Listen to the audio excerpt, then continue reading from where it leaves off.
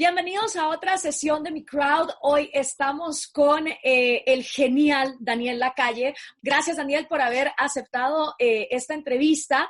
Y quisiera empezar, mejor dicho, por preguntarte acerca de una de las famosas ideas y conclusiones del austríaco Ludwig von Mises, quien argumentó que una sociedad que elige entre el capitalismo y el socialismo realmente no está eligiendo entre dos sistemas sociales, sino que está eligiendo entre la cooperación social o la desintegración de la sociedad, respectivamente. ¿Por qué? Pues Mises explicó que, como vimos ya a través de la historia, el mercado no es un lugar ni es una entidad, sino que el mercado es simplemente un proceso que está formado por las acciones y las interacciones de personas que cooperan entre sí dentro de un sistema de división de trabajo. Pero ¿por qué hay una tendencia en Iberoamérica a entenderlo a la inversa, Daniel? Es muy interesante. Fundamentalmente, en Latinoamérica, las importantes desigualdades, las dificultades que han tenido algunas economías y sobre todo el hecho de que el paso a la democracia en muchos países ha sido lento, a veces fallido, ha generado esta percepción de que el capitalismo es algo muy malo y que el socialismo es algo estupendo. Y viene de algo que es curioso, ¿no? Al capitalismo siempre se le juzga por sus peores resultados y al socialismo por sus mejores intenciones. Siempre que se comprueba la evidencia en Nicaragua, en Cuba, en Venezuela, en Argentina, del fracaso absoluto del socialismo, entonces los intelectuales lo que dicen es que no era verdadero socialismo y al capitalismo se le juzga por los fallos que tiene, que por supuesto, como un sistema que no funciona como dogma, tiene, ¿no?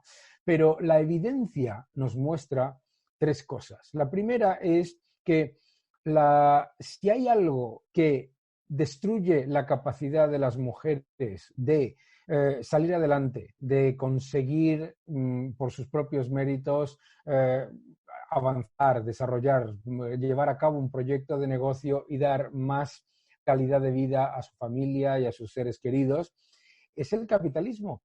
¿Por qué? Por una sencilla razón. Como tú bien has dicho, recitando a Mises, el mercado no es un sistema, el mercado somos todos.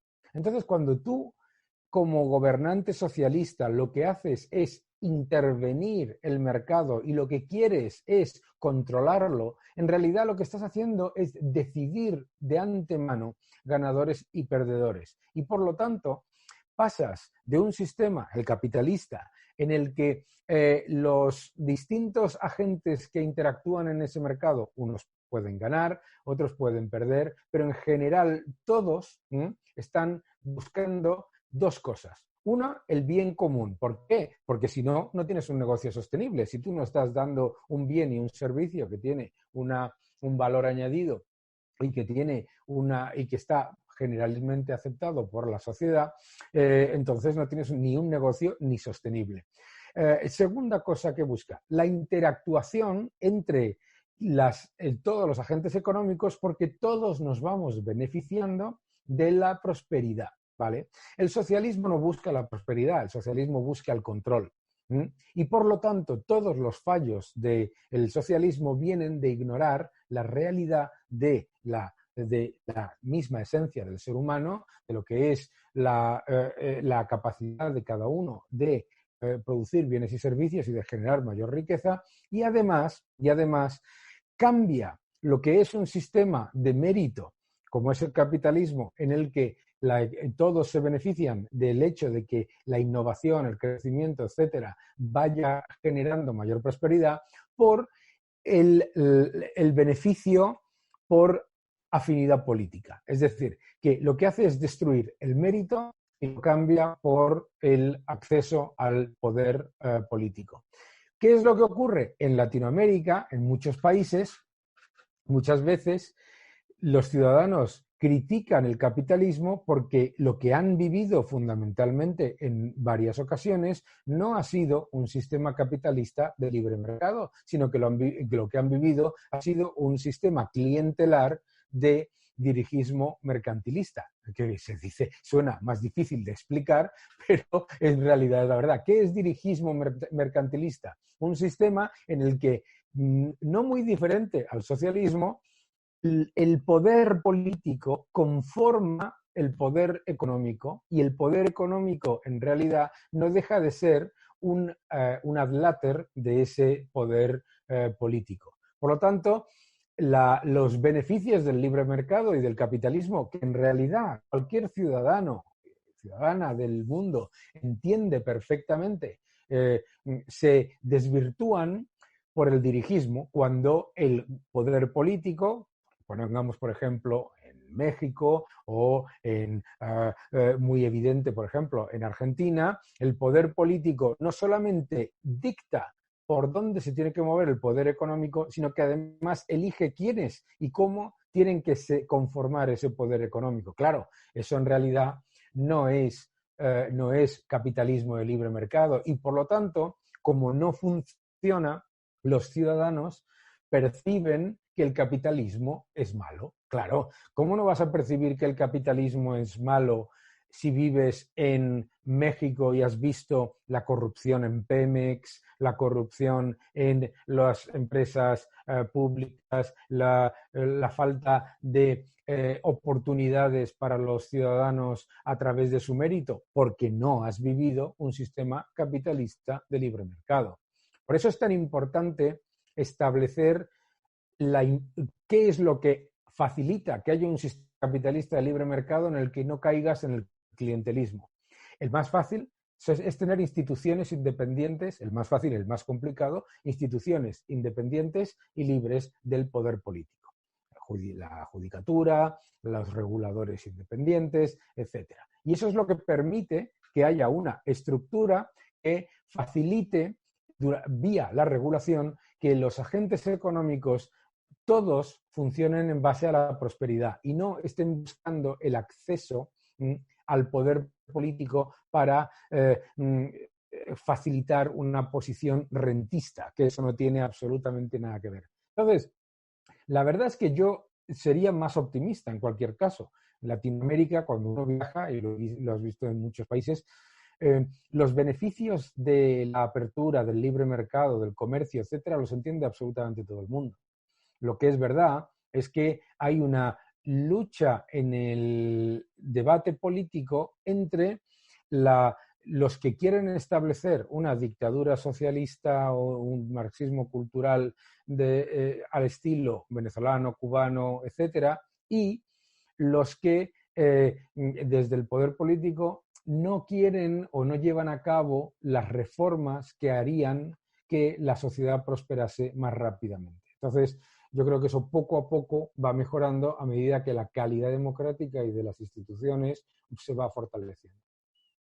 Daniel, entre tu maravillosa respuesta hay una cosa que quiero resaltar, y es que como tenemos ejemplos tan nefastos de un socialismo que ha acabado con esa cooperación y ha devuelto a las sociedades como la venezolana, la cubana, la nicaragüense, incluso la argentina, a un estado de preprogreso, ¿no? Una Argentina que ahora está en una miseria mayor que la anterior a la de Alberdi, incluso con nuevas tecnologías, pero recientemente se ha decretado que el salario mínimo en Argentina es incluso inferior al de Haití en valor real de lo que es el dinero. Tenemos obviamente el ejemplo venezolano, que ha sido casi que el holocausto del siglo XXI, y tenemos Cuba. Entonces, como tenemos esos ejemplos extremos de un socialismo radical, incluso genocida y ladrón, entonces las personas piensan que países como Guatemala, Perú,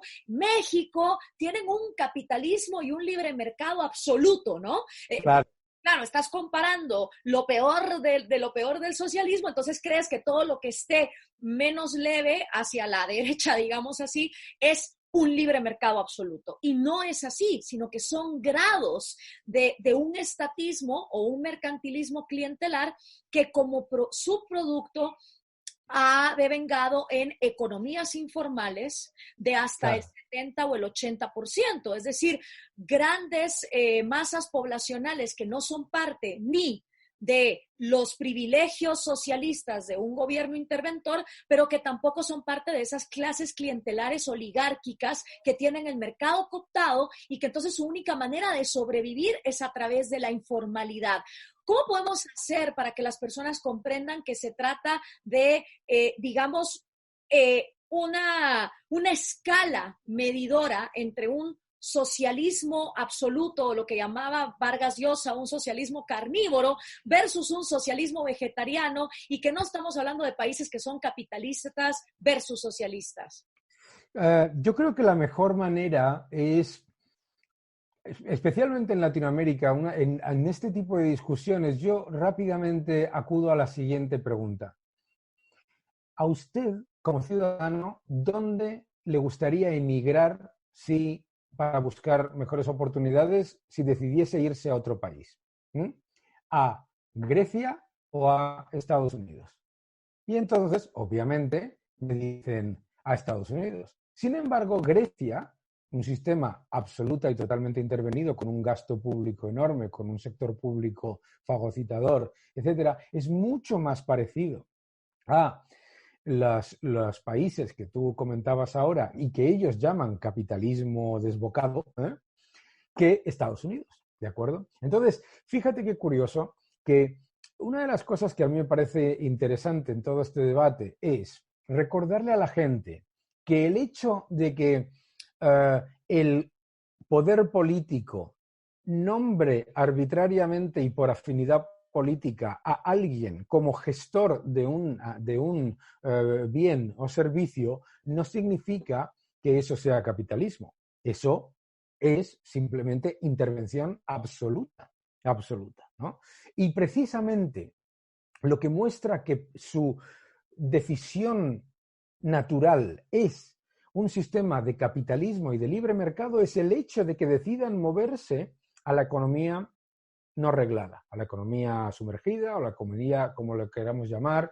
O sea, el propio ciudadano, al ver el fracaso del intervencionismo estatal, toma la decisión para preservar la riqueza y para mejorar las condiciones y para preservar el valor de sus ahorros, de salirse precisamente de ese sistema. Por lo tanto, en su propio fuero interno, la persona sabe que el sistema clientelar, estatista, sea, como dices tú, un grado de socialismo más o menos radical o menos radical, es lo que menos le favorece al ciudadano medio, a los más pobres y a los más desfavorecidos. Lo que nos ha demostrado la realidad del intervencionismo radical por parte de los gobiernos en Latinoamérica es que los más perjudicados son los pobres, y los pobres, precisamente, la única manera que tienen de defenderse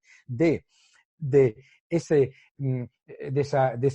estatismo fagocitador de la riqueza y a la vez de esa destrucción del poder adquisitivo de la moneda por parte de los bancos centrales de esos mismos estados, es, uno, no utilizando la moneda local, dos, saliendo de la economía reglada. Fíjate qué interesante. Entonces, lo primero que debemos recordarle a la gente es: tengan ustedes la experiencia propia en todos los países que ustedes conocen, de que a medida que se introduce mayor control estatal de la economía, el ciudadano, para preservar su posición de bienestar, para preservar la riqueza de su familia y para defender el poder adquisitivo de su salario, ¿qué es lo que hace? Salir de ese sistema. Por lo tanto, no busquen como solución a un problema de estatismo mucho mayor estatismo. Creo que cualquier ciudadano puede entender que si yo llevo un coche que cada vez que me monto en él tengo un accidente, lo que no hago es comprar uno más grande de la misma marca, ¿de acuerdo? Lo que hago es buscar otro que sea mejor, ¿no? Entonces, lo que me parece muy curioso cuando voy a los queridísimos países de Latinoamérica y aquí en Europa es que las mismas personas que reconocen la corrupción como un problema, la intervención constante gubernamental como un problema, las élites extractivas como un problema, digan, entonces es darle todavía más poder a otra élite extractiva. La idea de que el socialismo no ha funcionado con una persona, pero sí va a funcionar si aparece otro que tenga un aspecto más joven o lo que sea, es una ridiculez. Porque el objetivo final, y esa es la manera de explicarlo, el objetivo del capitalismo es, por su propia naturaleza, que a todos, en una mayor cantidad y en otros en otra menor, pero a todos nos vaya mejor, porque sin el progreso no tenemos otra opción. Bien, el objetivo del socialismo no es el progreso, es el control. Y cuanto antes lo entienda la gente, entonces cuando entiendes que el objetivo no es el progreso, sino el control, entonces entiendes el proceso por el cual el socialismo engaña a la población. Le engaña diciendo que puede sumar 2 y 2 y que sumen 22, monetaria o fiscalmente, o las dos cosas. Y después, cuando fracasa de manera absoluta, como no puede ser de otra manera, entonces acude a la represión. Le echa la culpa a los ciudadanos que lo han elegido como poder absoluto y los reprime.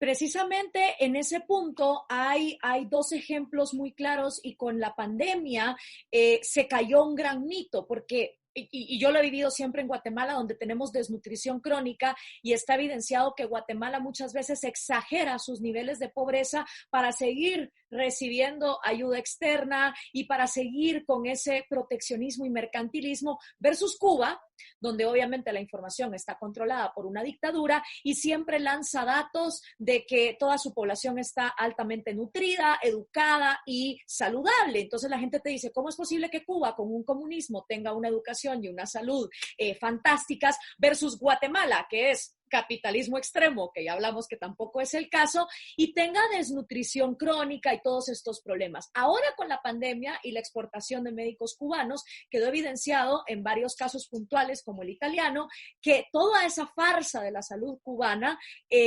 servía, digamos, para seguir sosteniendo un sistema de esclavitud del siglo XXI con médicos que ni siquiera estaban preparados para atender esa pandemia. Entonces, ¿crees tú que ese tipo de ejemplos de decir, bueno, ok, pero si en Latinoamérica con el comunismo hay gente saludable y educada versus con capitalismo sigue habiendo pobreza, mejor me voy con el comunismo? ¿Crees tú que estos ejemplos reales que al menos en este año se han dado puedan servir para abrir los ojos? Yo creo que sí, yo creo que sí. Yo recuerdo un viaje a Cuba en el que yo mismo venía con la imagen de que se repite constantemente en Europa y que tienen una sanidad maravillosa, ¿no?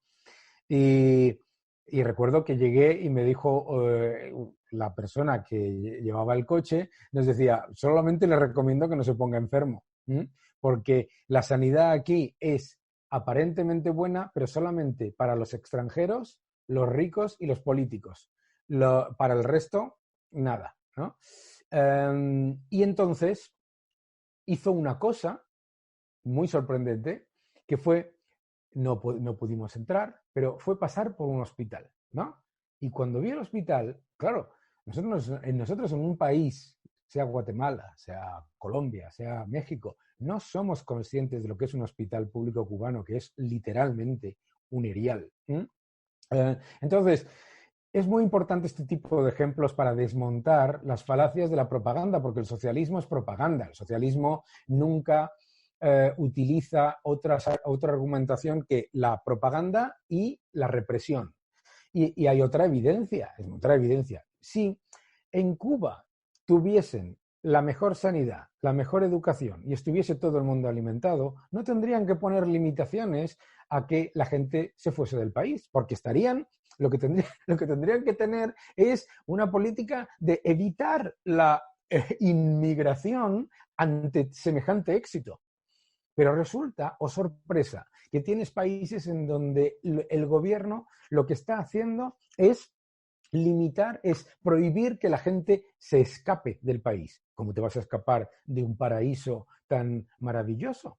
Y por otro lado, si el país es un paraíso y alguien se quiere ir, ¿por qué ibas a prohibírselo o hacérselo imposible? La propia evidencia de que Cuba es un fracaso absoluto es la falta de la inmigración escasísima y la emigración desesperada de los ciudadanos que dejan todas sus posesiones, las pocas que tienen y sus pocos ahorros, y se montan en una balsa para escaparse de aquel país, ¿no?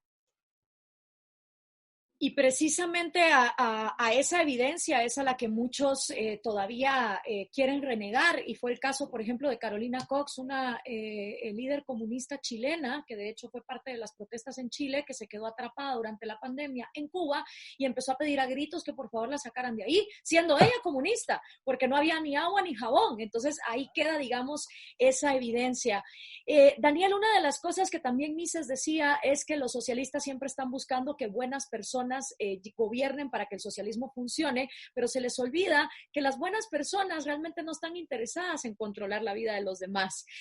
Las personas en una sociedad libre no se enriquecen explotando a otras o controlándolas como hacen las élites en los países menos libres. No pueden enriquecerse empobreciendo a los demás. Solo se logra proporcionando a otros pues lo que desean y mejorando la vida de esas personas. Los principales beneficiarios, pues así, del dinamismo económico, como tú decías, se vuelven las personas más necesitadas, los pobres.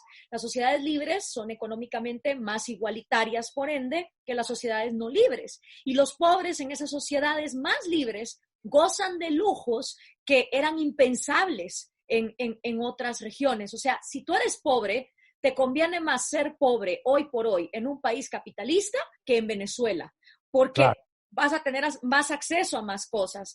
Pero claro. Iberoamérica no es una región libre, como ya lo hemos hablado. Aquí ha habido muchísima gente que sí se ha enriquecido explotando a otros a través de privilegios monopólicos otorgados por el Estado.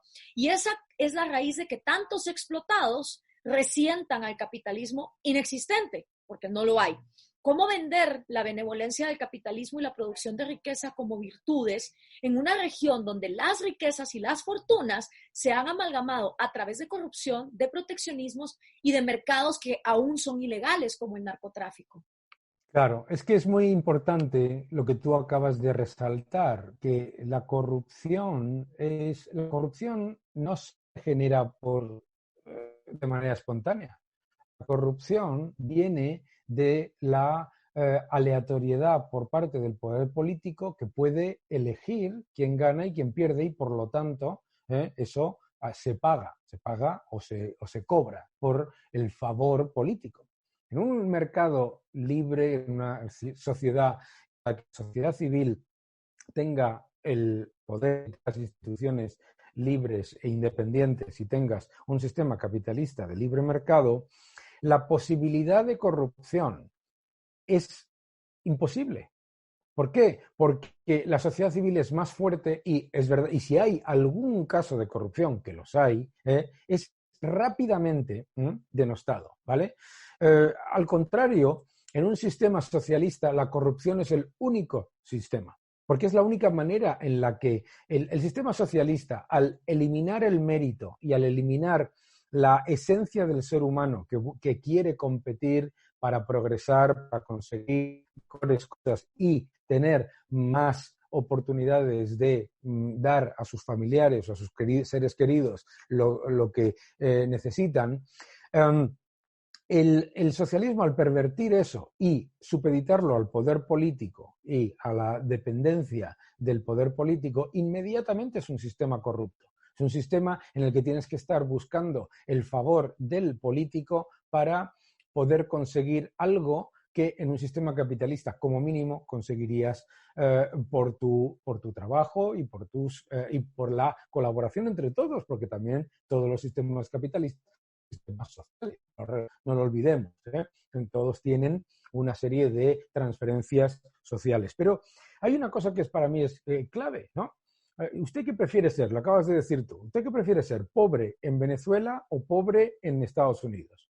Porque la definición de una persona pobre en Estados Unidos es una persona que gana menos de $50,000 al año.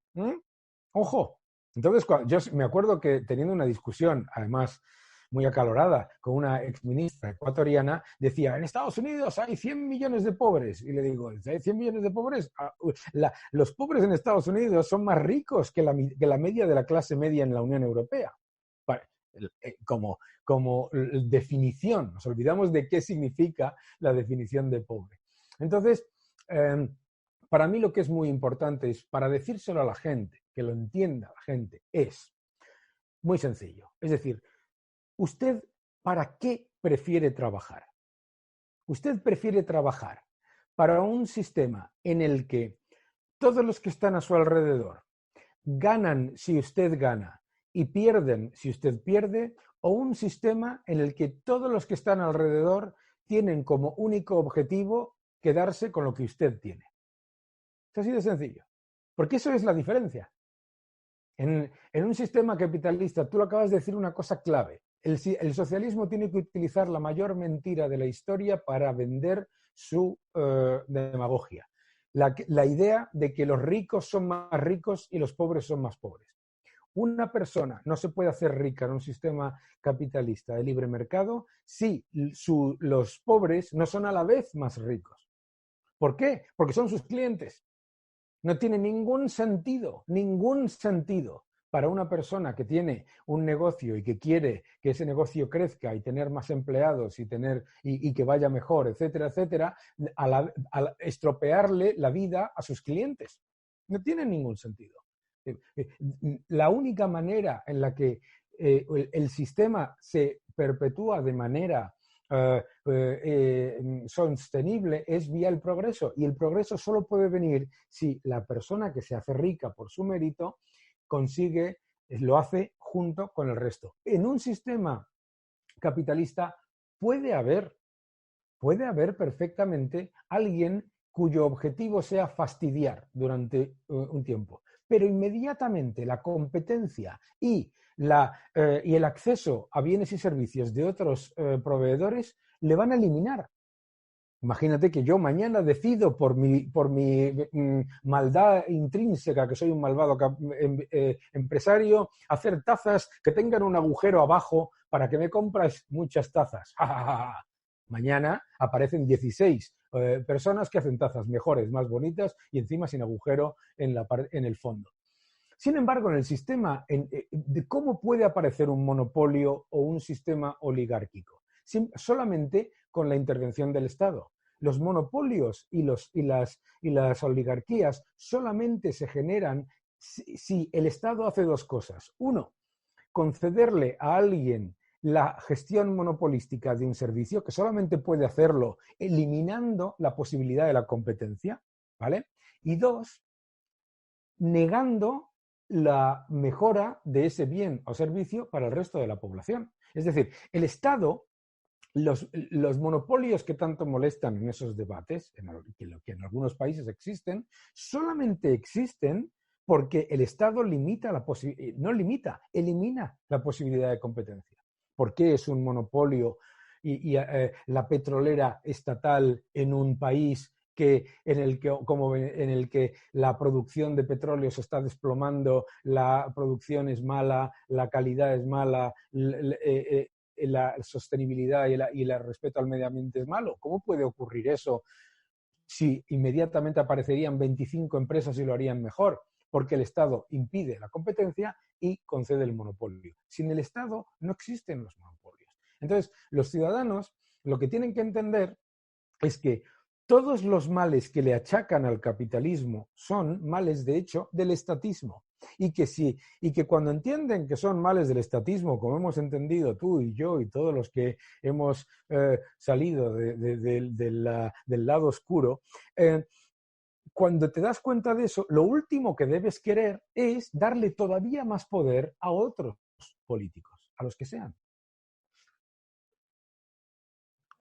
Daniel, supongamos que después de esta gran explicación las personas pues se quedan convencidas de que obviamente el estatismo es el problema, pero ¿qué pasa con las personas que te dicen, bueno, pero es que a ver, mucho libre mercado también es un desorden? Mira la crisis de 1929, mira la crisis del 2008, es más, mira la pandemia del coronavirus y cómo esto vino a evidenciar que ese capitalismo global es un absoluto fracaso, como de hecho lo decretó Noam Chomsky mientras Tesla estaba poniendo cohetes en el espacio y había drones entregando pizzas para evitar el contacto humano y había gente que todavía se atrevió a decir que el coronavirus iba a venir a ser el fracaso del capitalismo. O sea, hay personas que a veces cuando logran entender que el estatismo es el problema, aún así le tienen pánico a ese libre mercado absolutamente sin límites, como ellos le llaman, donde creen que entonces vienen las crisis y los crashes de la bolsa,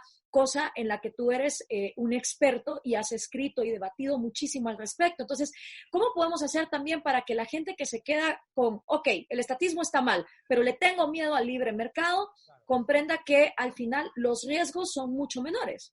Claro, yo creo que el objetivo es decir, efectivamente, claro que sí, claro que hay fallos en los sistemas, pero fíjate la diferencia. ¿Cuál es la diferencia?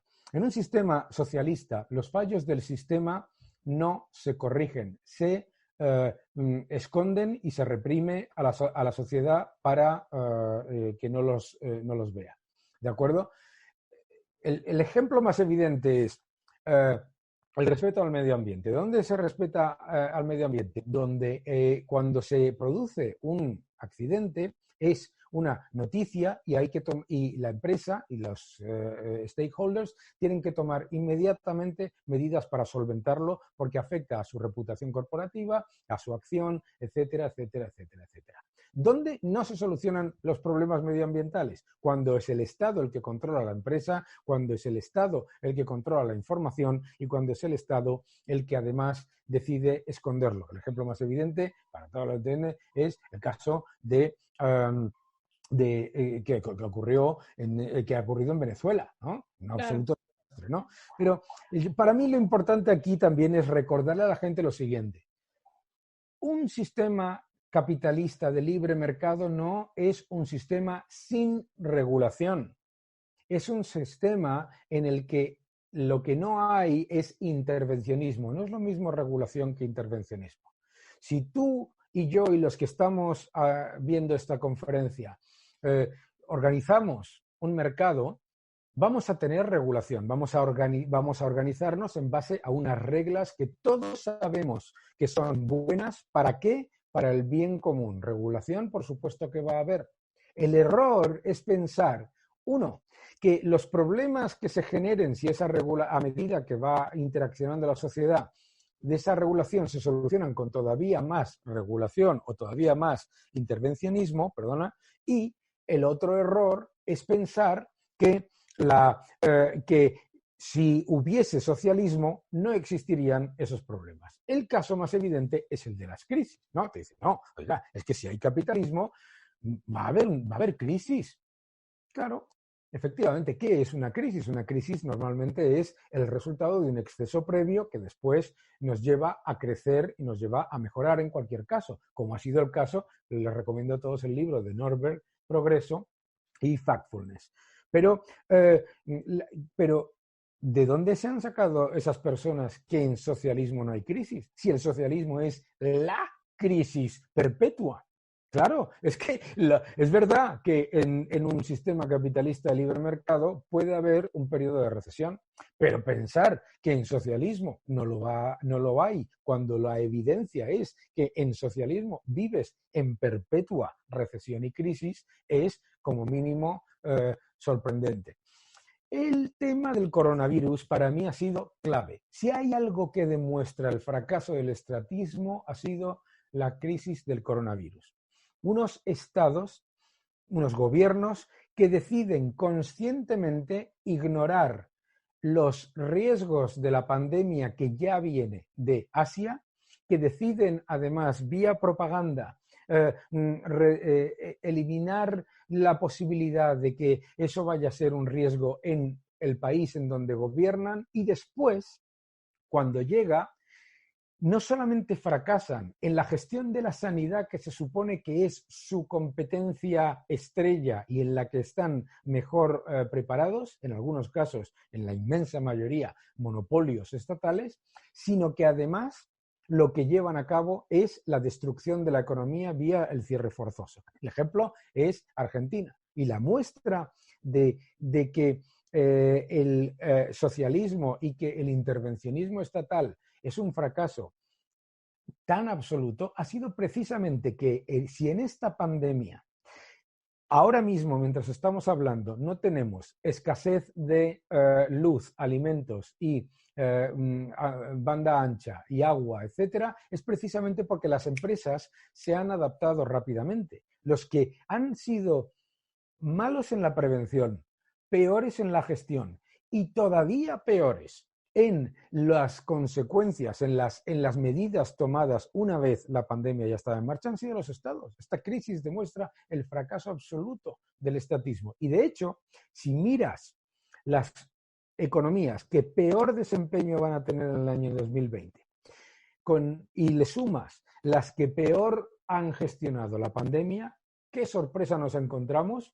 No es una sorpresa que las economías menos libres y las economías más intervenidas han sido las que peor han gestionado tanto la pandemia como la economía. Daniel, precisamente esto me recuerda a cómo Chernobyl y mentir sobre Chernobyl y ocultar la verdad, que es lo que siempre pasa en los sistemas socialistas, tuvo un lugar crucial reconocido por Gorbachov, incluso para la caída del muro de Berlín. Y ojalá que el coronavirus también contribuya a la caída de la dictadura comunista china y se abran los ojos ante todo lo que tú estás diciendo y cómo realmente ha sido el mercado el que nos ha mantenido a flote, incluso en esta crisis mundial. Quiero agradecerte muchísimo por tus excelentes explicaciones y me gustaría que antes de despedirnos le comentaras un poco a la audiencia dónde te pueden encontrar en las redes sociales, en internet, de tus publicaciones y seguirte el paso en toda la gran labor que haces, no solo para España, sino lecciones para toda Iberoamérica. Muchísimas gracias. Quisiera también decir que es una iniciativa absolutamente maravillosa la que estáis llevando a cabo y crucial para el desarrollo de Latinoamérica. Me podéis seguir en Twitter, @delacalle. Me podéis seguir en mi página web www.delacalle.com y en mi canal de YouTube, donde pongo mis vídeos, mis entrevistas, etcétera. O sea que no es difícil encontrarme, pero en cualquier caso siempre será un gusto estar con todos vosotros y seguir defendiendo la libertad. Muchísimas gracias, Daniel, por haber estado con nosotros.